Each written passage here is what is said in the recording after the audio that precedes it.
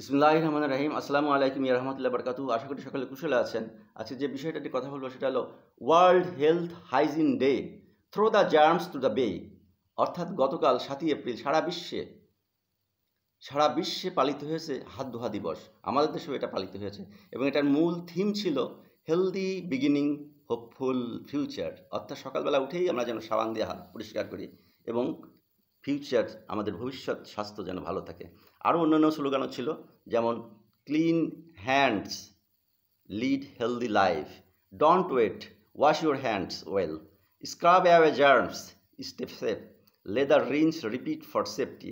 অর্থাৎ ভালো করে সাবান দিয়ে হাত ধোন বারবার করে, যেন ফোম ওঠে হাতের গিরা পর্যন্ত।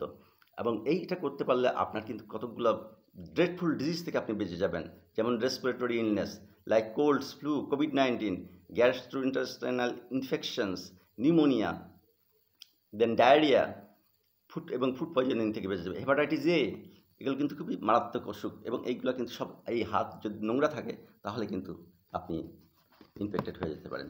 এবং অনেক মা গ্রামাঞ্চলে অপরিষ্কার পরিচ্ছন্ন কাপড় পরেন এবং মায়ের আঁচল থেকে ছেলের চোখে ইনফেকশন হয়, সেটা হলো পিঙ্ক আই বা আমরা যেটাকে বলি কনজাংটিভাইটিস।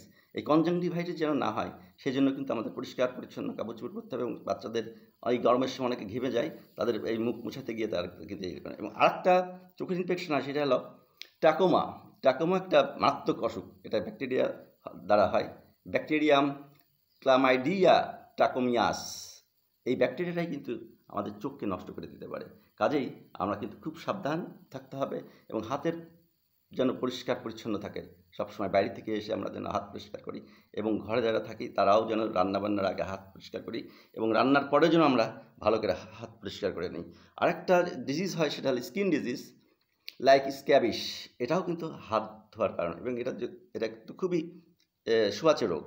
কাজেই আমরা যেন পরিষ্কার পরিচ্ছন্ন থাকি এবং আমরা যেন সুস্থতা, এবং এই যে 8টা-10টা রোগ, মারাত্মক রোগ, এবং এই রোগগুলোর বার্ডেনও কিন্তু আমাদের হাসপাতাল ডাক্তারের উপরে গিয়ে পড়ে। কাজে আমরা যদি একটু সচেতন হই, এই সমস্ত রোগবালাই আমরা অ্যাভয়েড করতে পারি ইজিলি। কাজেই বুঝতে পারছেন আমার কথা, আশা করি। আমরা মুসলমান, পরিষ্কার পরিচ্ছন্নতা ইমানের অঙ্গ। কাজেই আমরা পরিষ্কার পরিচ্ছন্নতা থাকবো এবং সবাইকে নিয়ে সুস্থ থাকবো এবং হাসপাতাল ডাক্তারদের উপরেও চাপ কমাবো এবং নিজের পারিবারিক স্বাস্থ্য নিশ্চিত করবো। সুস্থ থাকুন, ভালো থাকুন। আসসালামু আলাইকুম ইয়া রাহমাতুল্লাহি ওয়া বারাকাতুহু।